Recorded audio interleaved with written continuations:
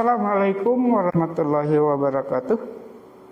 Saya Dudu Sujana, sarjana ekonomi, magister ekonomi syariah, dosen tetap di Fakultas Ekonomi dan Bisnis Universitas Ekuitas Indonesia. Tujuan dari pembuatan video pembelajaran ini adalah sebagai video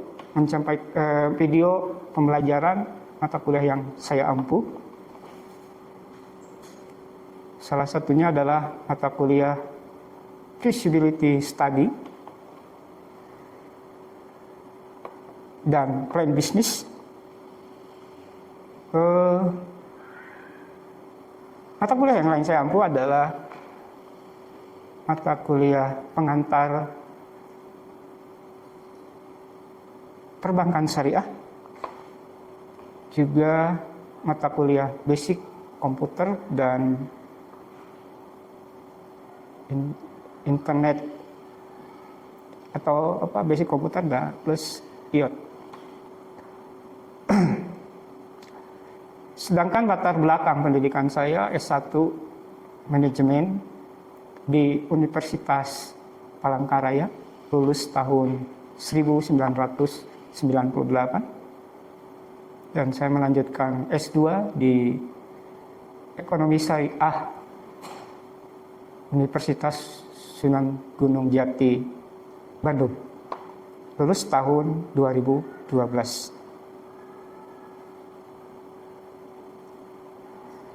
Latar belakang yang lain, sebelum menjadi dosen saya adalah pengajar di SMA di Sumedang dan sekitarnya. Nah, setelah saya diterima di beberapa universitas, maksudnya menjadi dosen tidak tetap, di 2010 sampai 2014, dan menjadi dosen tetap di Ekuitas 2016. Sampai sekarang saya mengabdi di Universitas Ekuitas. Sedangkan latar belakang organisasi, saya juga sebagai pendamping UMKM naik kelas Jawa Barat dari tahun 2019 sampai 2024. Ada beberapa UMKM yang sukses saya bawa go in nasional dan cukup menyerap tenaga kerja.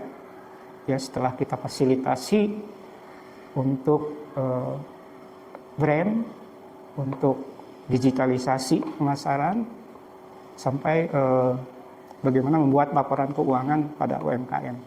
Dan juga sampai saat ini masih aktif sebagai pendamping sertifikat halal MUI bagi UMKM khususnya di Kabupaten Sumedang dan sekitarnya.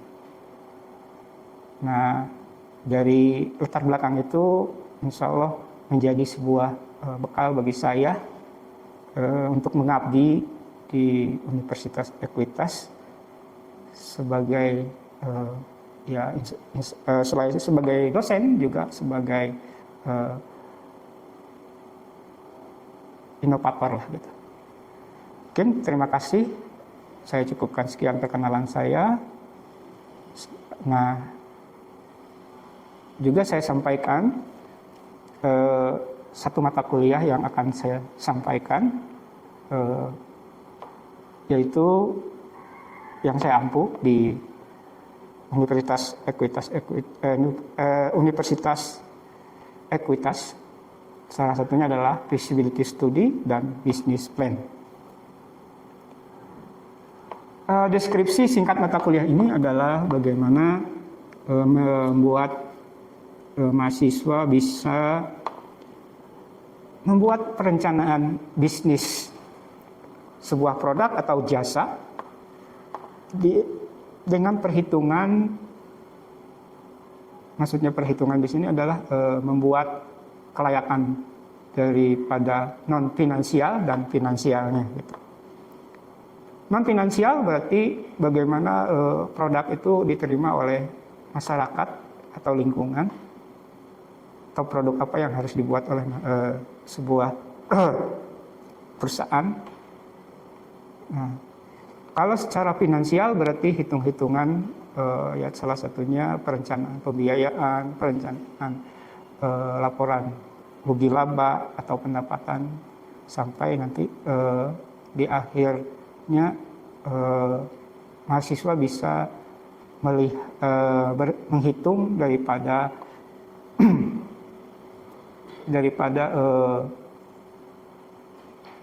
uang yang masuk dan uang yang keluar dan berapa laba atau rugi. Itu hitung-hitungannya. Secara contoh itu kita sampaikan dalam perkuliahan. Dan di akhir perkuliahan mahasiswa kita arahkan untuk membuat sebuah studi kelayakan bisnis dan plan bisnis dari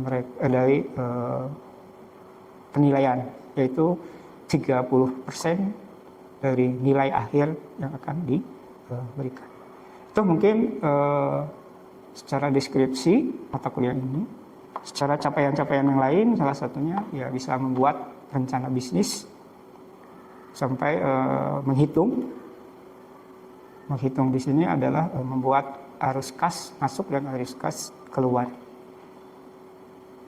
Secara kelayakan bisnis yang lain, mereka bisa melihat produk apa yang kira-kira bisa mereka kalau berinvestasi yang terbaik gitu. Itu mungkin dari capaian mata kuliah ini. Capaian yang lain adalah secara tidak langsung kita memberikan keahlian dalam konteksnya memberikan hitung-hitungan dan rencana dan proyeksi dari bisnis yang akan dibuat. Itu sedangkan materi-materinya salah satunya adalah arti dan ruang lingkup dari studi kelayakan bisnis itu atau flexibility bisnis itu. Bagaimana konsep proyeksi daripada laporan rugi laba, bagaimana mereka membuat atau menilai produk atau jasa yang mereka akan buat atau mereka rencanakan di atas kertas, itu atau perbandingannya dengan instrumen keuangan yang lain. Jadi investasi itu harus terakhir mereka di pertemuan terakhir dari beberapa pertemuan singkat itu yang terdiri dari 14 pertemuan, itu bagaimana mereka bisa membuat studi kelayakan ekonomi dari produk dan jasa yang mereka rencanakan. Itu dibuat sebuah makalah dan itu dosen sebagai pengampu akan menilai dari nilai akhir 30%, UTS mungkin 30% dan UAS 35%. Jadi keahlian 5%. Itulah nilai akhir yang akan dosen berikan kepada mahasiswa. Assalamualaikum warahmatullahi wabarakatuh. Waalaikumsalam warahmatullahi wabarakatuh. Kita mulai pembelajaran ini. Bapak perkenalkan dulu nama ya. Nama Dudu Sujana, sarjana ekonomi, magister ekonomi syariah, dosen tetap di STI Universitas Ekuitas Indonesia. Mengampu mata kuliah flexibility management, flexibility study, dan juga statistik ekonomi dan mata kuliah pengantar perbankan syariah, dan juga mata kuliah basic komputer dan itu. Sedangkan latar belakang pendidikan S1 ekonomi manajemen, S2 ekonomi syariah. Itu mungkin sementara untuk perkenalan. Dan mata kuliah ini yang Bapak antarkan hari ini, mata kuliahnya adalah Flexibility Study dan Plan Business. Ini adalah mata kuliah keahlian untuk mahasiswa semester 5 atau semester 7 gitu ya. Ini proyeksi daripada proyeksi bisnis yang akan dilakukan itu meliputi bagaimana semua komponen-komponen rencana studi bisnis sampai bisnis itu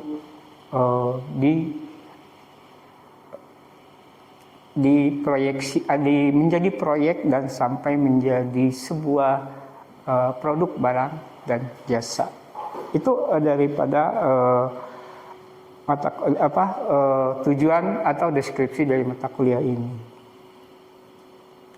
Sedangkan capaian-capaian yang akan dicapai oleh mahasiswa, salah satunya mahasiswa bisa membuat laporan rencana bisnis sampai bisnis itu bisa dilakukan. Adapun selama perkuliahan ini kita akan membahas dari beberapa materi pembelajaran, arti dan ruang lingkup dari studi kelayakan bisnis, kedua konsep siklus reward, ketiga aspek daripada studi kelayakan bisnis, keempat konsep time value of money, kelima adalah pembayaran kredit dengan default imunitas, keenam adalah identifikasi biaya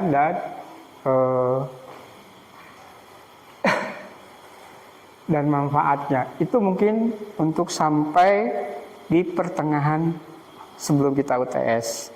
Setelah UTS kita akan melanjutkan dengan materi cash flow, proyeksi dan laporan rugi laba, serta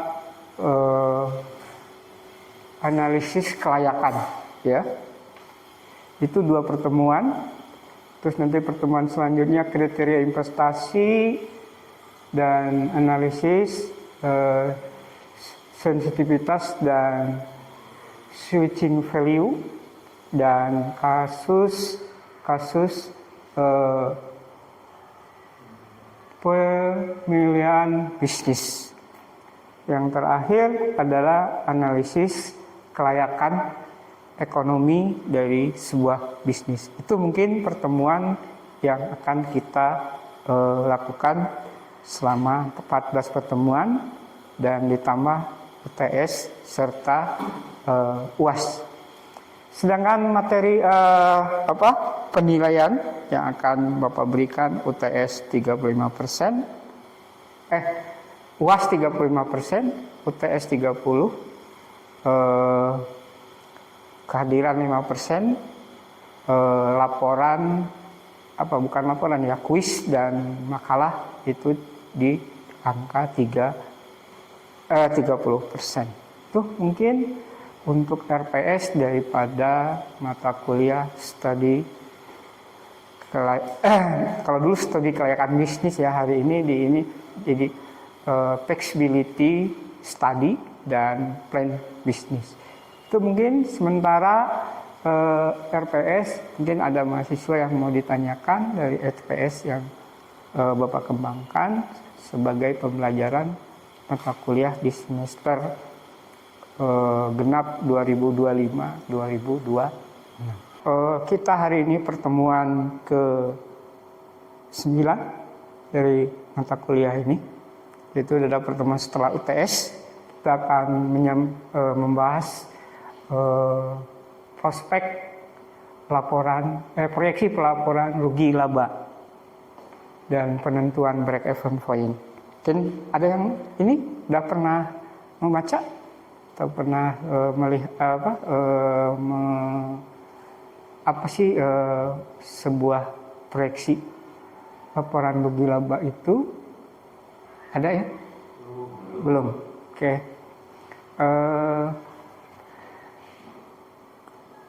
Kalau kita pahami bahwa dalam studi kelayakan bisnis atau feasibility study itu adanya ya setelah kita kemarin di pertemuan 1 sampai pertemuan 7 itu membuat rencana membuat sebuah proyek bisnis untuk produk barang dan jasa, berarti kan kita akan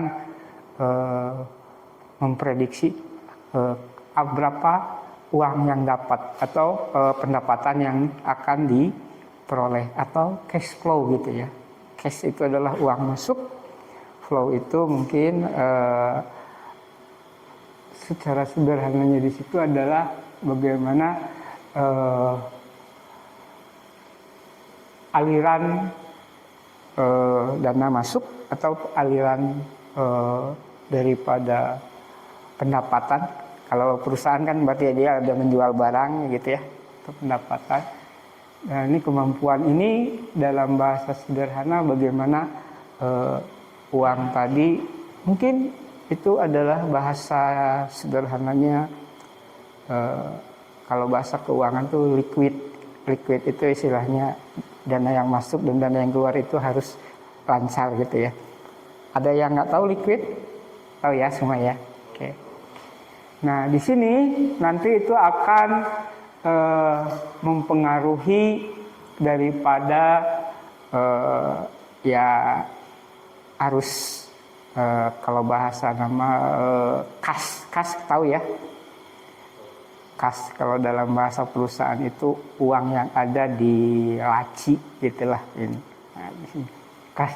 Jadi di sini secara sederhana jadi itu kas itu dari mana? Dari penjualan produk atau jasa gitu ya. Nah di situ juga nanti bagaimana mempengaruhi daripada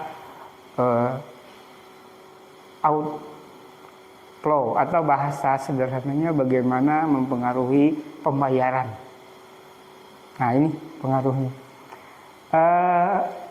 Dari situ nanti akan ya bahasanya berapa uang yang terkumpul, betul itu adalah arus kas atau cash flow. Kalau kita membeli barang berarti harus mengeluarkan dana, yaitu yang disebut juga outflow. Nah, ini sininya. Nah, contohnya di situ bahwa kan itu biasanya ada dalam bentuk laporan rugi laba, tahu semua ya? Tahu ya, kan ada kalau udah belajar pengantar akuntansi atau itu dipelajari dasar-dasar itu. Nah di situ proyeksi laporan rugi laba itu bagaimana pengertiannya laba atau rugi yang akan dijalani atau diterima oleh sebuah perusahaan, yang terjadi di sebuah perusahaan. Nah apabila pendapatan itu lebih besar daripada biaya yang dikeluarkan, berarti di situ nanti ada keuntungan usaha. Nah,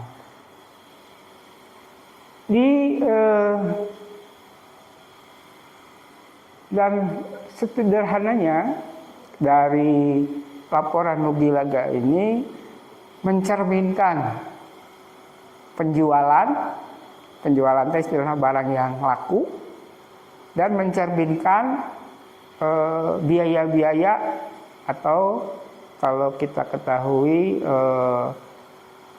pembelian dalam jangka, kalau misalnya laporan rugi labanya sebulan sekali, ya mungkin misalnya tanggal 1 Maret sampai tanggal 31 Maret sampai 31 ya, tanggal 30 lah kayak gitulah, 1 bulan. Gitu. Nah itu mencerminkan itu dari laporan. Kalau misalnya tahunan ya mungkin dari 1 Januari misalnya tahun 2025 sampai 31 Desember 2025. Berarti nanti 1 Januari 2026 dilihat proyeksi laporan laba atau rugi perusahaan itu. Itu salah satu untuk menentukan daripada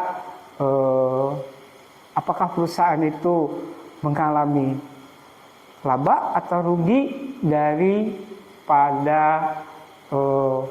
operasional. Operasional di sini itu kegiatan dari ya tadi kalau misalnya 1 Januari 2025 sampai 31 Desember 2025. Dilihatlah nanti laporan di 1 Januari 2026.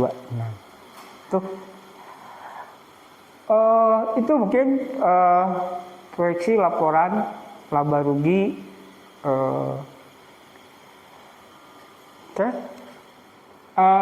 Contoh di sini, nah di situ misalnya nilai penjualan ada 15 juta.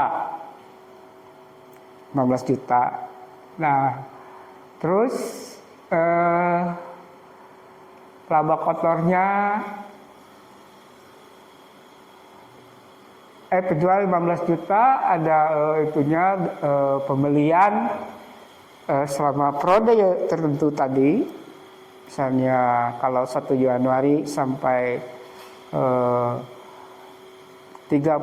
Desember 2025, berarti di situ secara sederhananya mereka mempunyai keuntungan selama 1 tahun 7 juta. Nah, dan selanjutnya secara ini analisis laporan usaha ini dengan digunakan untuk berarti ada laba. Walaupun laba itu mungkin dari contoh di atas tadi, contoh sederhana itu ada 7 juta laba kotor, tapi itu belum dilihat laba bersihnya. Itu mungkin salah satu. Sampai di sini ada yang mau ditanya dahulu oleh mahasiswa? Tidak? Oke. Contohnya di situ investasi awal adalah 20 juta dari perencanaan produk tadi. Kita membuat produk tadi. Cash flow-nya per tahun, ini mungkin dalam rencananya, itu selama 3 tahun produk atau jasa yang akan kita buat itu. Jadi uang 20 juta tadi akan jadi berapa? Nah, di sini cash flow atau pendapatan tahunannya itu adalah 8 juta. Umur proyek 3 tahun, diskon rate adalah 10.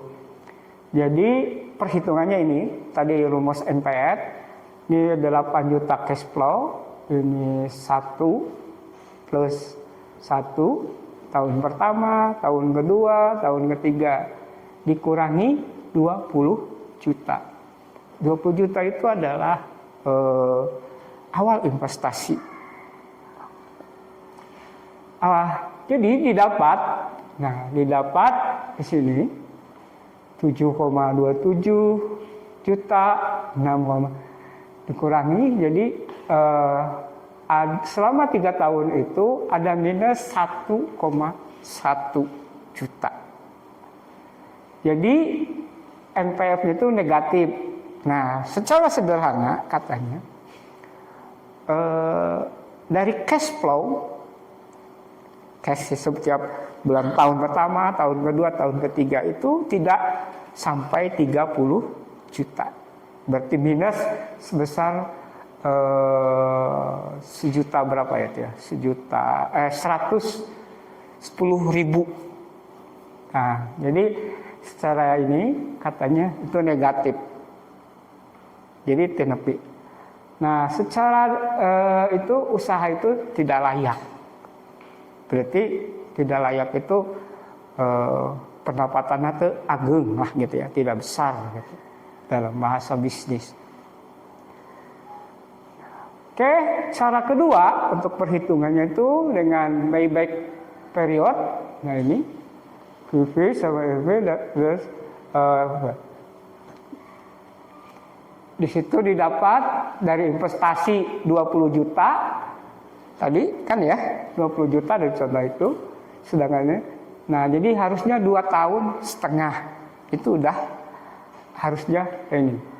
Nah jadi dalam 2,5 tahun harusnya udah kembali, tapi yang kita lihat faktanya belum kembali jadi modalnya.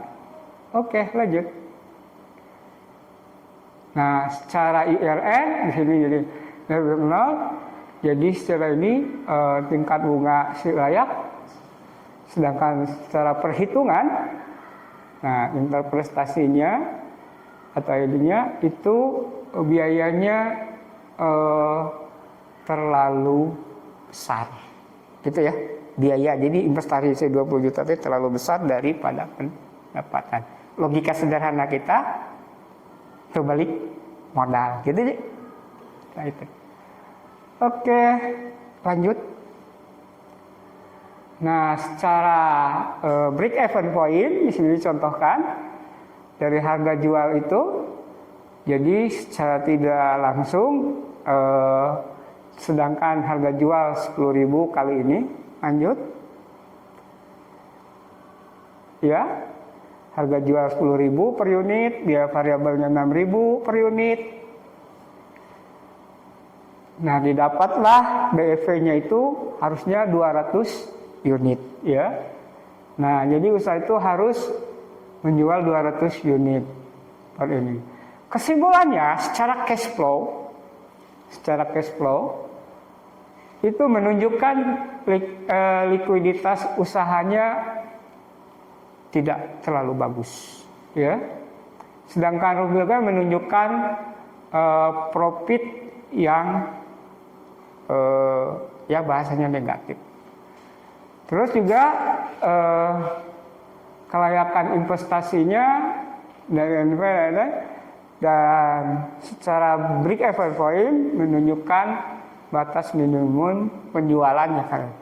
Nah itu kesimpulan daripada contoh ini. Dan sampai sini mahasiswa ada yang mau ditanyakan dari proyeksi laba rugi dari sebuah studi kelayakan bisnis. Itu kesimpulannya, Bang. Berarti untuk menentukan sebuah penjualan itu harus mencari cara dari mulai harganya sampai penjualannya. Iya, sampai break even point-nya, kayak gitu. Benar sekali. Oke. Ada lagi? Ada lagi? Oke, mungkin karena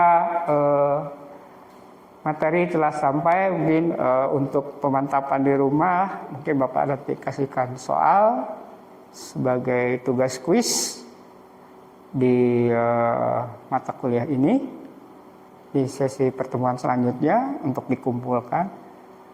Dan Bapak ucapkan terima kasih. Wassalamualaikum warahmatullahi wabarakatuh. Waalaikumsalam warahmatullahi wabarakatuh. Oke, terima kasih.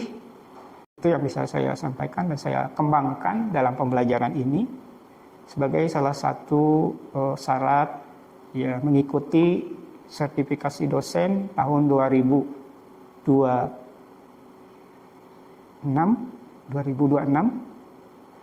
yang diselenggarakan